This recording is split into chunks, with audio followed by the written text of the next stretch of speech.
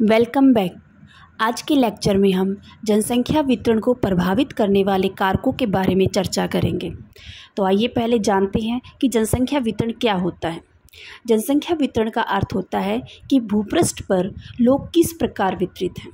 मोटे तौर पर हम यह कह सकते हैं कि विश्व की जनसंख्या का 90% भाग इसके 10% भाग पर निवास करता है।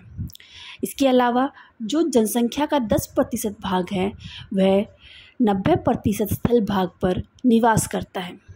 आइए जानते हैं कि जनसंख्या वितरण को प्रभावित करने वाले कौन कौन से कारक हैं। सबसे फर्स्ट पॉइंट आता है धरातल का या उच्चावच। अधिकतर लोग समतल और मैदानी क्षेत्रों के अंदर रहना ज़्यादा पसंद करते हैं, क्योंकि वहाँ पर कृषि के लिए भूमि आसानी से उपलब्ध हो जाती है। इसके अलावा वहाँ सिंचाई, व्यापार व यातायात की सुविधाएं भी अधिक सुलभ होती हैं।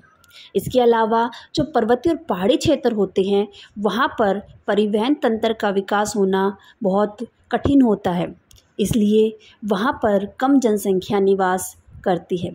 इसलिए धरातल भी जनसंख्या के वितरण को प्रभावित करने वाला एक महत्वपूर्ण कारक है कि पर्वतीय व पहाड़ी क्षेत्रों में जनसंख्या कम पाई जाती है व मैदानी क्षेत्रों के अंदर जनसंख्या अधिक निवास करती है। नेक्स्ट पॉइंट आता है जलवायु। जलवायु भी जनसंख्या वितरण को प्रभावित करने वाला एक महत्वपूर्ण कारक होता है। अधिक गर्म या अधिक ठंडे क्षेत्रों में जनसंख्या कम निवास करती है।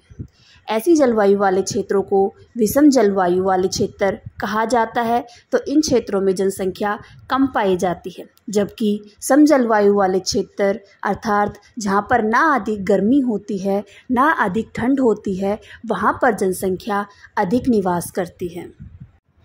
नेक्स्ट पॉइंट है जल की उपलब्धता। जल हमारे जीवन के लिए बहुत अधिक महत्वपूर्ण है। जल का प्रयोग हम पीने के लिए, नहाने के लिए, भोजन बनाने के लिए, इसके अलावा पशुओं को भी पानी की आवश्यकता होती है व फसलों में भी पानी का प्रयोग होता है। अतः लोग उन्हीं क्षेत्रों में निवास करना ज़्यादा पसंद करते हैं जहाँ पर जल आसानी से उपलब्ध हो जाता है। इसीलिए जिन क्षेत्रों में जल अधिक उपलब्ध होता है वहाँ पर जनसंख्या अधिक पाई जाती है व जहाँ पर जल की कमी होती है वहाँ पर जनसंख्या कम पाई जाती है। इसीलिए नदी घाटियों के अंदर सबसे अधिक जनसंख्या पाई जाती है। नेक्स्ट पॉइंट है उपजाऊ मिट्टी। मिट्टी भी जनसंख्या के वितरण को प्रभावित करने वाला एक महत्वपूर्ण कारक है।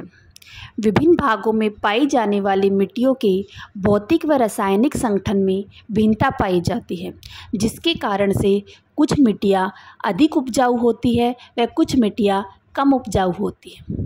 तो जिन क्षेत्रों में उपजाऊ मिट्टी पाई जाती है वहाँ पर जनसंख्या अधिक निवास करती है व जहाँ पर कम उपजाऊ मिट्टी पाई जाती है वहाँ पर जनसंख्या कम निवास करती है, क्योंकि कृषि के विकास के लिए उपजाऊ मिट्टी की आवश्यकता होती है। जहाँ पर उपजाऊ मिट्टी होती है वहाँ पर कृषि का विकास अधिक होता है। इसलिए उपजाऊ मिट्टी भी जनसंख्या वितरण को प्रभावित करती है। नेक्स्ट पॉइंट है औद्योगिकरण। किसी भी क्षेत्र में मनुष्य के निवास के लिए वहाँ पर जीविका का कोई न कोई साधन होना बहुत ज़रूरी है। इसलिए जिन क्षेत्रों में उद्योग स्थापित होते हैं वहाँ पर लोगों को रोज़गार आसानी से उपलब्ध हो जाता है। इसीलिए औद्योगिक क्षेत्रों के अंदर जनसंख्या अधिक निवास करती है व जहाँ पर उद्योग स्थापित नहीं होते हैं या जहाँ पर रोज़गार के अवसर नहीं होते हैं वहाँ पर जनसंख्या कम निवास करती है। नेक्स्ट पॉइंट है नगरीकरण। नगरीकरण भी जनसंख्या वितरण को प्रभावित करने वाला एक महत्वपूर्ण कारक है। नगरों में रोज़गार के बेहतर अवसर होते हैं। इसके अलावा शिक्षा व चिकित्सा संबंधी सुविधाएं होती हैं तथा परिवहन के भी बेहतर साधन होते हैं और ये सभी सुख सुविधाएं लोगों को अपनी तरफ आकर्षित करती हैं, जिसके कारण गाँव से नगरों की ओर प्रवास बहुत अधिक होता है। जिसके कारण नगरों के अंदर जनसंख्या बहुत ज़्यादा बढ़ जाती है। इसलिए नगरीय क्षेत्रों में जनसंख्या अधिक निवास करती है। नेक्स्ट पॉइंट है सामाजिक व सांस्कृतिक कारक। सामाजिक व सांस्कृतिक कारक भी जनसंख्या के वितरण को प्रभावित करते हैं। कुछ स्थान जो सामाजिक व धार्मिक महत्व के होते हैं वहाँ पर जनसंख्या अधिक निवास करती है। नेक्स्ट पॉइंट है राजनीतिक कारक। जिन क्षेत्रों में राजनीतिक स्थिरता होती है अर्थात राजनीति के नाम पर दंगे फसाद नहीं होते हैं वहाँ पर जनसंख्या अधिक निवास करती है।